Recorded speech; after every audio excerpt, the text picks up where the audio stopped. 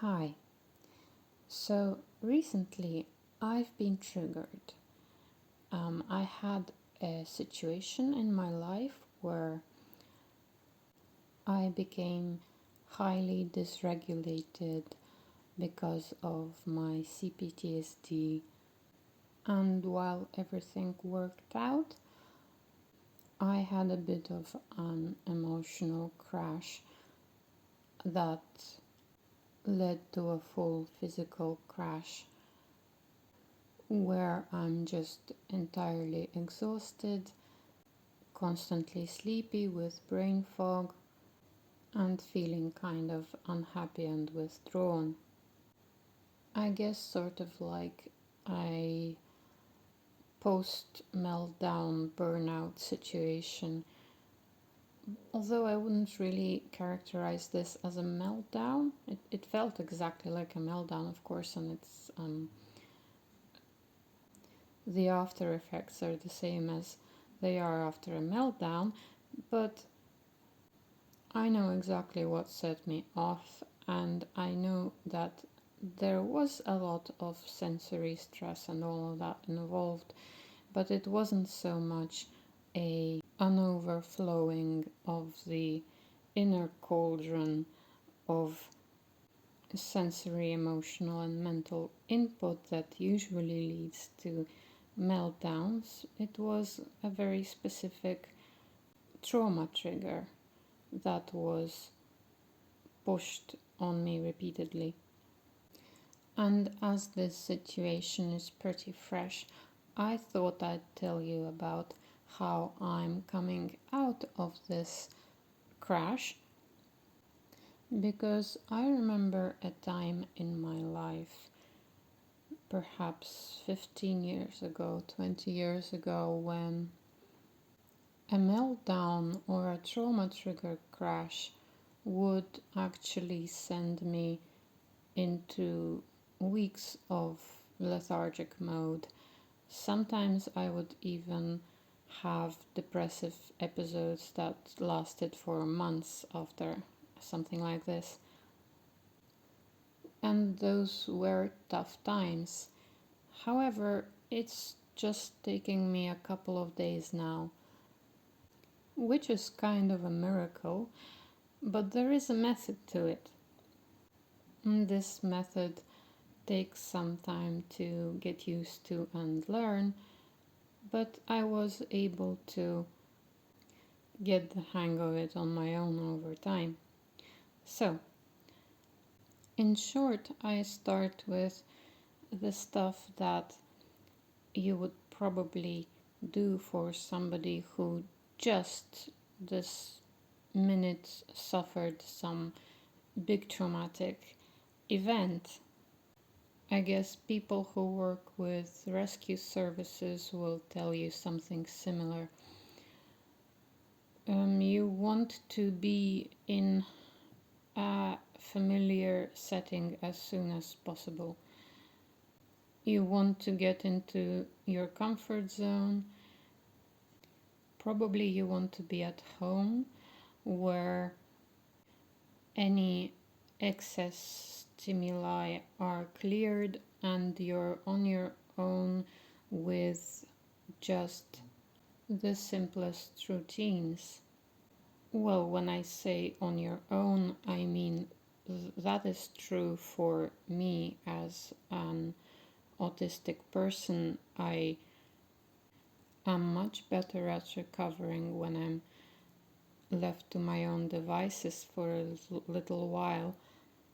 And this is probably also going to be true for some cases of CPTSD, where being in at least a room that can be closed off, even from perhaps your family members or whatever, is going to help. But then for other people and for the general case, even in rescue missions and such, actually it's better if there are some people around you, preferably either people who know what they're doing or people that really care about you, that you're very close with and that you trust. So it depends on whether you feel safer with your safest people or if you feel safer on your own in a critical situation. The key here is to get the social safety aspect out of the way, make sure that you have safety there. Then also make sure that your environment is familiar and safe for you. And once that's sorted, is when the magic happens, because on its own, this isn't enough for a quick recovery.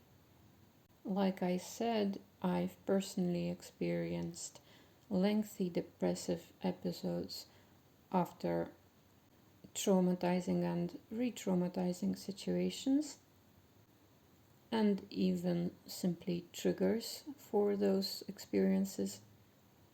But there is a process that starts to happen once you're safe that can speed that up greatly.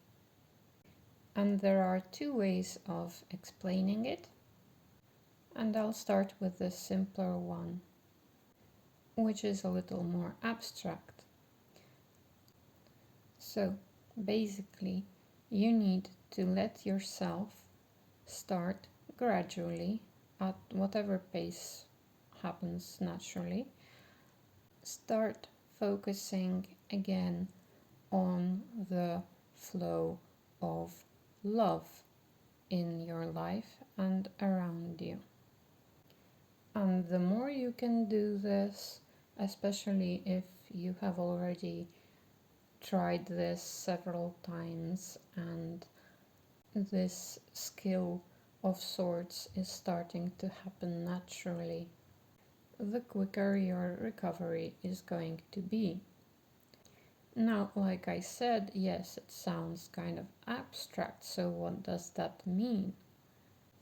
Well, it means a lot of things because we love different things, and also it depends on how mindful you were previously with pouring love into your own existence. In a more practical sense, if you love the toothbrush that you have, it's your favorite color, it's the perfect shape, you spend time picking it out, then when you finally have the energy to brush your teeth, maybe even a couple of days after the event, you know how it is, the love that you had poured into finding yourself the perfect toothbrush is going to anchor you right back into your reality. You are going to be called back from whatever shell you withdrew into from this traumatic experience. You are going to be called back forwards into your reality, and that call is the love that is present there, and you are the one who put that love there to begin with.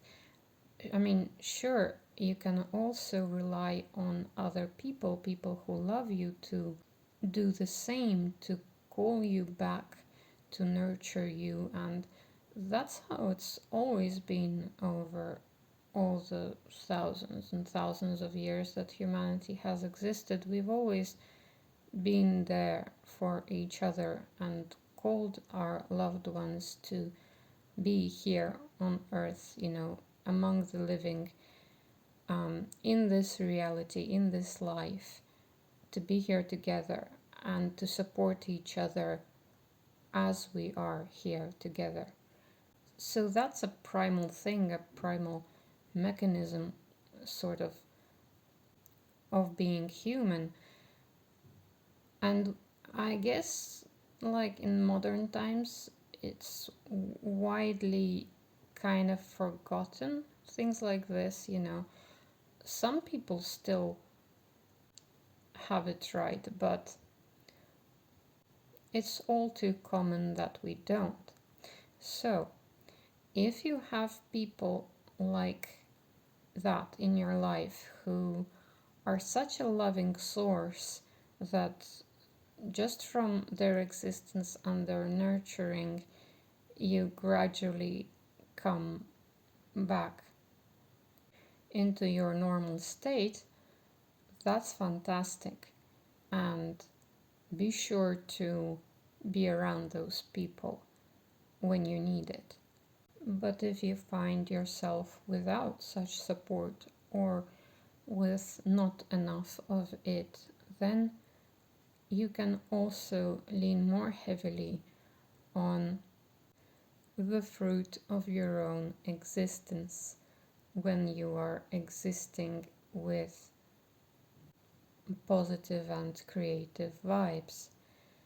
So, for example, if at some point in your life you bought some furniture because you needed the furniture, but you didn't want to spend on the furniture that looked most good to you, and you ended up kind of hating your furniture, but perfectly fine with the fact that it did its job, in a moment of crisis such as what I'm talking about now, that furniture is going to be not helpful.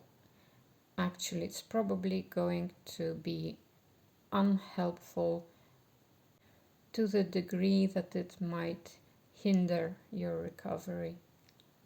So, in a nutshell, you should be, as much as your low and gradually increasing energy allows you, be doing your favorite things, except not the overly stimulating and exciting ones, obviously, the calming ones, the nurturing ones, the rhythmical ones, quite importantly, even if at first your rhythms will probably be off, such as like in such a situation it can be hard to even brush your teeth every day or something for a while, or even in a depressive episode it's pretty much the same. But it comes back, and it comes back quicker the more you do it, and it comes back quicker if you enjoy yourself as you do it normally.